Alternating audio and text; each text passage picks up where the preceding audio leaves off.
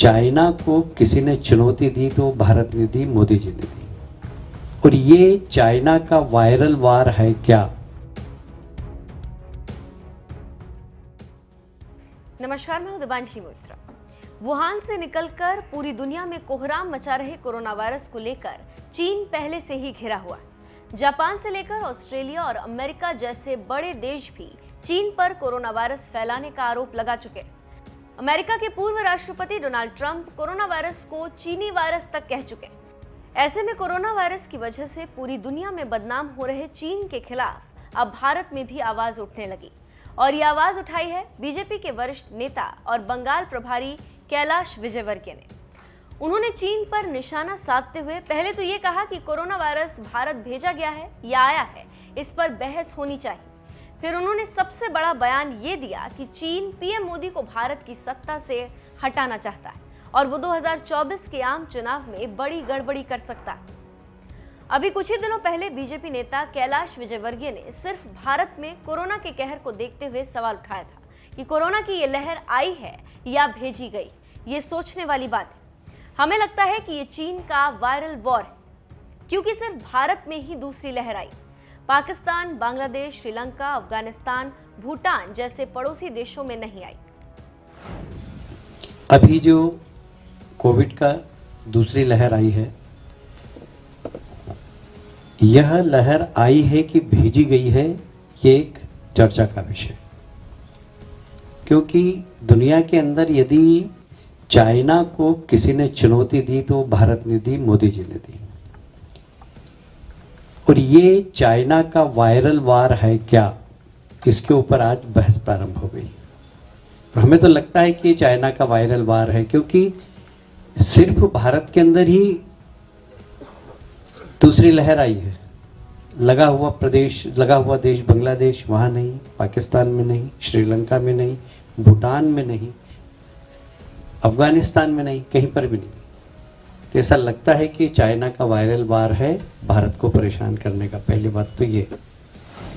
चीन पर भारत में कोरोना वायरस भेजने का आरोप लगा रहे कैलाश विजयवर्गीय ने इस बार बड़ा बयान देते हुए कहा कि चीन ने पहले ट्रंप को चुनाव हरवाने में मदद कर हटाया और अब उसे दूसरी खुन्नस पीएम मोदी से, क्योंकि केंद्र की कूटनीति के चलते असहाय हुए चीन को पहली बार भारत की जमीन से पैर पीछे खींचना पड़ा। मोदी जी की कूटनीतिक सफलता के चलते कई इस्लामिक देश भारत के साथ आ गए। इससे वो बौखलाया हुआ है। चीन पर कोरोना वायरस फैलाने का ठीकरा फोड़ने के बाद बीजेपी नेता कैलाश विजयवर्गीय ने इस कोरोना से निपटने में जुटे पीएम मोदी की जमकर तारीफ भी की और कहा, पीएम मोदी ने देश को ऑक्सीजन संकट से बचाने में कोई कसर नहीं छोड़ी। पीएम मोदी ने नौसेना, सेना और वायुसेना का इस्तेमाल किया और जहाजों, हवाई जहाजों और ट्रेनों के माध्यम से ऑक्सीजन टैंकरों को लाया गया। शुरुआती 4 से 5 दिनों में परेशानी हुई, क्योंकि हमें दूसरी लहर की तीव्रता और उसके प्रभाव के बारे में पता नहीं था। दूसरी बात यह कि जब ऑक्सीजन की शॉर्टेज हुई तो मोदी जी ने जो मेहनत की है, जो ऑक्सीजन मुहैया कराई है सारे देश को, आप कल्पना नहीं कर सकते। दुनिया भर से ऑक्सीजन मंगाई, जल सेना, थल सेना, वायु सेना, तीनों को लगा दिया और भर भर के टैंकर जहाजों से, हवाई जहाज से आए और ट्रेन से भी रोज देश के एक स्थान से दूसरे स्थान ऑक्सीजन जा रही। शुरू के 5-6 दिन जरूर परेशानी हुई, क्योंकि उस समय पता नहीं था कि आवश्यकता कितनी लगेगी और इस सेकंड लहर का प्रभाव कितना समाज के अंदर होगा, ये पता नहीं था।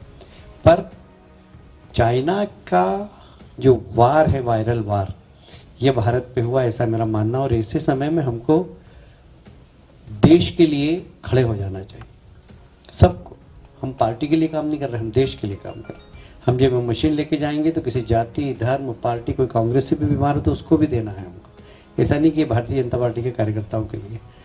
मुझे एक कांग्रेसी का फोन आया कि हमको दोगे मशीन, में इनके जितनी चाहिए उतनी ले जा और मंगा लूंगा मैं। भाई, समाज को आज हमारी आवश्यकता है। समाज में कोई भी व्यक्ति बीमार है, दीन है, दुखी है तो उसकी मदद करना चाहिए, हमारी जवाबदारी। एक राजनीतिक दल के कार्यकर्ता की हैसियत से हमारी जवाबदारी।